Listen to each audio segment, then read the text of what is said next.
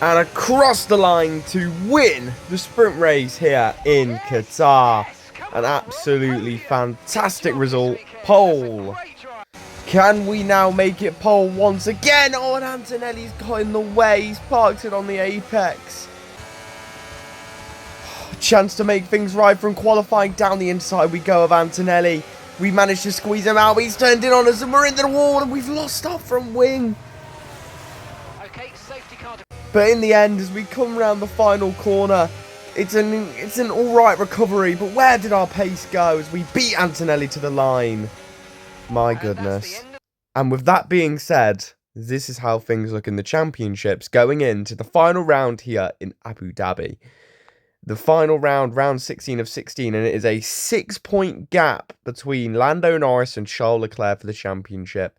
And this is how the performance looks. Mercedes are now the quickest car, with us, Red Bull and Ferrari all bringing up a nice little group.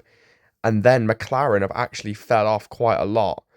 And this is the message that, if you guys want to have a look, was sent out to Jarno, who we're obviously not keeping. He's being replaced by Nico Hülkenberg. So let's get straight into the weekend then with practice. So obviously, as we do, we show you our final lap of practice. And as we know, we are doing the race strategy. We come across the line, obviously nailing this one. And overall, I think we got most of the ones done. I think we got almost all of them done, in fact. And it actually wasn't too difficult. Yeah, we pretty much got all of them done. So that is going to be me retiring and skipping straight to qualifying. So, speaking of qualifying, we have some worn components. So, depending on how qualifying goes, we might just take a grid penalty. So, let's see if we can hook up our first lap in qualifying as we come now round towards the final sector of the lap. Let's see, we need to hook it up well if we're going to get anywhere in terms of lap time. Obviously, the first laps are always a bit dodgy, so whatever you see here can be improved upon. So let's see where we can see those areas where we will make up time on our second run. I think maybe just getting it on the power a little bit early for my exits maybe, but it's actually been a very solid lap. A purple middle sector, it's felt like a very solid final sector as well. And up to the line we come, and we set a 1:22.6, which is only a 10th and a half off preliminary pole. And I just think it's worth taking it. We are going to take the grid penalty, and we are going to replace our components. Not all of them, but we're going to replace our components for the race, which means we will be starting from the back, but I wanted to prove that I could get pole. So here is the lap of me trying to prove I can get pole. I know we've jumped in a little bit late, but oh well.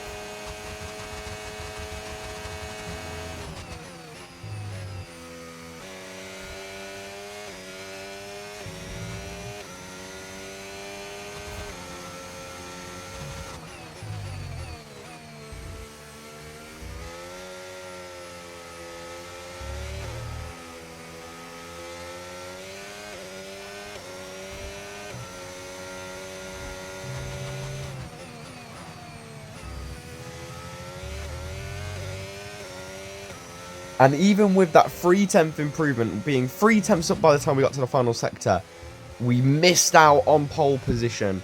I mean, obviously, we weren't going to keep it anyway. We were going to have loads of grid penalties. But we are also going to have a fresh engine. And in the end, we were only, not even a 3,000th off pole position. It's the final. It's time to take a look at our starting grid for today's race. George Russell will begin today's event in pole position, and Max Verstappen lines up alongside. As we continue through the rest of the grid today, we have Norris, Leclerc, Lance Stroll, and Fernando Alonso, Albon, Antonelli, Colapinto, and Carlos Sainz, Ocon, Gasly, Yuki Tsunoda, and Hadja. Hulkenberg, Piastri, Gabriel Bortoleto, and Lewis Hamilton. Opmeer, Behrman, Doohan, and Liam Lawson rounds off the grid. It's been a long time since our last... So then, clearly a lot of penalties for this last race, guys, including ourselves, hence why we are starting right, well, not right at the back, but we're starting towards the back. We took a lot of brand new components because we just decided, I mean, we could start from the front row, but it's the final race. We've got nothing to play for in the championship, and to be honest with you, I just can't be bothered to drive around with the risk of retiring in the final race and this being an extremely, I know it's already a short one because we didn't really do much in quali, but I just didn't want it to be an extremely short episode. So, yeah, we're going to go for the alt strategy. We're going to go for the hard to mediums. And now, the big reveal is that I am going to be the only car on the hard tyres from this start. As you are about to see, everybody else is on the mediums. Other than myself, I'm going to be doing the alternate strategy, starting on the hards, which means my start's probably going to be awful. I'm probably not going to have a lot of pace at the start. But we don't know that for sure. The car's good, so we should be quicker than these guys at the back around us, especially in the opening stint. And with a quicker car under us, the hards probably won't feel too bad. Hopefully there's some fighting, we can make some positions up. And I'd be happy with a top 8. I'm very happy with the top 8. The top 5 would be amazing. I mean, I don't think there's much chance of anything else. And with the championship contenders starting P3 and 4, I'm pretty sure it was. I think it's Norris P4 and Leclerc P3. There is a chance that we could have some fireworks for the championship. So let's just wait and see, I guess. As the final cars line up on the grid, we are about to go to the 5 red lights for the finale. It's been an absolutely fantastic season. But here we go. 5 red lights for the Abu Dhabi Grand Prix. It needs to be a comeback drive, and on the hards it is. Lights out, and away we go. As expected, the start isn't amazing. It's not terrible, but we dropped down a position already to Ollie Behrman. Jumping now to the inside, getting a move on Ollie Behrman back, as well as Gabriel Bortoleto. We're going to have to squeeze him out on the exit. Piastri going side by side with Hamilton. These two out of position as we are getting argy-bargy with Piastri, and we lose a position once again to Gabriel Bortoleto, but we know what's going to come here. I'm going to go down the inside of Bortoleto, as well as Oscar Piastri, and make a couple of positions up. We are now, I mean, it's not easy. It really isn't easy. We're on the hards. There's not a lot of grip right now. We've only just started the race. We need to warm into these tyres a little bit, and these guys are on the fresher rubber, and Piastri actually has now a slower car than us. They were once the quickest team as Piastri moves out under braking there, but we're able to get Piastri, Hadjar, and also Hamilton. Getting a little bit argy-bargy once again with Lewis. I mean, this is just casual lap 1 antics, but we're already up into P15, and as we now go into lap 2, we're now into P14. We got past Pierre Gasly somewhere within the rest of that lap. And now these two fighting just ahead of us, it's going to allow us to potentially get a double overtake here. They didn't get a great run out. We did, even though we're on the worst compound, in air quotation marks. We are going to fly past both of them using a bit, or quite a lot of ERS, as well as having the DRS and the slipstream. And we are now up into P11 as we join us again on lap 5. A few more overtakes happened, not very interesting overtakes, hence why they're not in. But we are now making a dive bomb on Carlos Sainz down the inside as we almost touch, I mean, maybe a little graze with our teammate, but we are going to give Sainz the room still if he wants to chuck his nose in, but it's probably not advised. And we are up into P10, and the points only 6 laps in. And now the next car that we're going to have to overtake is our teammate Franco Colapinto. And we go down the inside. I wasn't even expecting that, but we go down the inside, and it's actually a very nice overtake on Franco. And now we've got the 2 Aston Martins to worry about. By the time we do decide to focus on them, though, which is only a straight later, they are fighting each other, and we just, I mean, Alonso just decides to get out the way. I know we made a tiny bit of contact, but I don't think that would have unsettled him enough to just move out the way.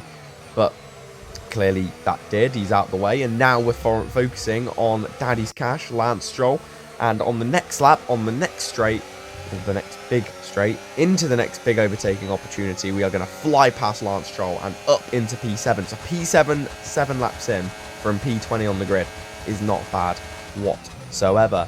It's actually quite impressive. But looking at the mini-map, it looks as if Lando Norris is struggling. Leclerc looks like he's up there, but Norris is struggling. Maybe that's shown by the MFD, by the fact that Ferrari are one of the quickest teams, probably level second with us and Red Bull, whilst McLaren are now floundering with Williams in the midfield. it's probably quite representative of where they should be. It's not amazing for McLaren. I don't know what's happened to them this season. But even a team like Williams, I mean, Albon's up in 6th, only just behind Lando Norris, who's a very much higher rated driver on the game, so will be quicker, even in equal machinery. But that allowed us to get up into P7 or 6 at the time. I think it was P6. But there was a pit stop, and that pit stop was for George Russell, who started on pole, I'm pretty sure, or he started up there and he was leading for the first bit of the race. He got into the lead, but he's actually 2-stopping. He's been on a set of mediums already, and this is him overtaking me on another set of mediums. So he's got a box again. So we're just going to let him through and kind of say, yeah, you're on the fresher tyres. And I mean, we've done 15 laps on these hards by now. So it is very intense. But the only man who he isn't ahead of is Charles Leclerc. And yeah, Charles Leclerc is technically the one-stop leader in this race. So if Russell's 2-stop doesn't work as effectively as he thinks, Leclerc can win this race and Norris is nowhere, which means that the championship, unless there's some unforsaken circumstances like in 2021 and something happens, it should be all wrapped up here for Leclerc only halfway through this race. So as we come in to make our pit stops onto mediums, we were running in a net P6, maybe P7, and we're going to come out in P8 just behind Fernando Alonso, a car we did already overtake, but he's clearly shown some good pace. He's managed to undercut us, obviously, but that won't last for long. Only a lap later, we're at the key overtaking opportunity once again. We just need a decent exit. I mean, probably a bad exit would be fine here. We have so much battery, as you can see there, with over 90%, as well as now having the DRS and being in the slipstream of Fernando Alonso. It should be a slam dunk overtake, and we just go flying past the 2-time world champion and up into P6. Well, we're now up into P6 because Russell's pit again for a set of hards, and he's now right behind us. So we're going to try and put Albon between me and him, and maybe something happens and we can stay ahead. So let's see what we can do against Alex Albon. We go down the inside. I love a little overtake there. The AI never expect it, and they normally give you the room. So a very clean overtake, and it allows us to pull away there from the Williams. But Russell is eventually passed again, and we've just claimed P5, but I don't think it's going to be enough, even with a green first sector. I mean, Russell is just quicker. That Mercedes car is way too quick for us. I mean, even Antonelli, a much lower rated driver than Russell, and he hasn't been performing great this season, is up in P3, and last race he obviously, I know he was an absolute terrorist and caused some interesting antics with me, but he still had a he still had a lot of pace. But as we come round the final few corners, it is now official. As I said, Leclerc went on to win.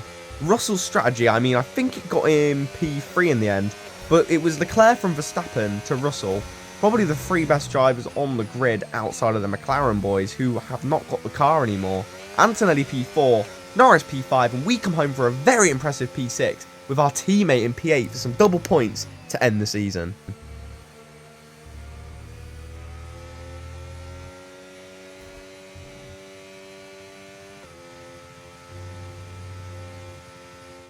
And so the celebrations begin, and well-earned they are indeed.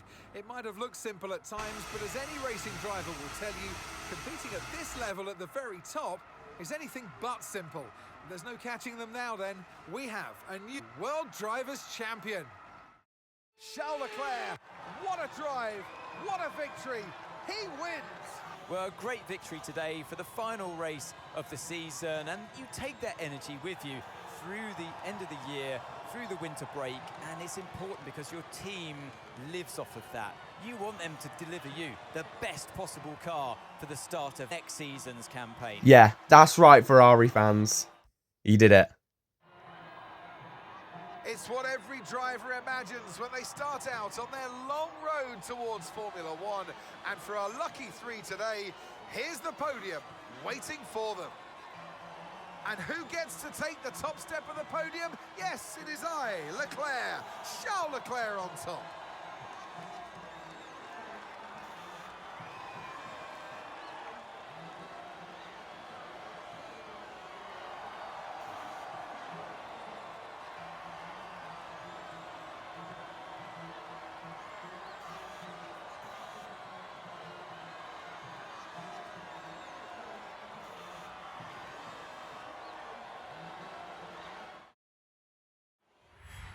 So as the fireworks go off here in Abu Dhabi, I am pleased to announce that our new world champion for the first time is Charles Leclerc, and he really did deserve it. His run towards the end of the season was absolutely fantastic. What a run he had towards the end of the season.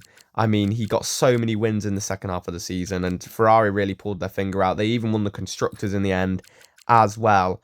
And in the end, for Norris, it wasn't a great result. I think he finished behind us. No, he finished just ahead of us, only a few seconds up the road, but he just didn't really have the pace today. And, you know, if we'd have started up there, there was a very good chance we could have won this race.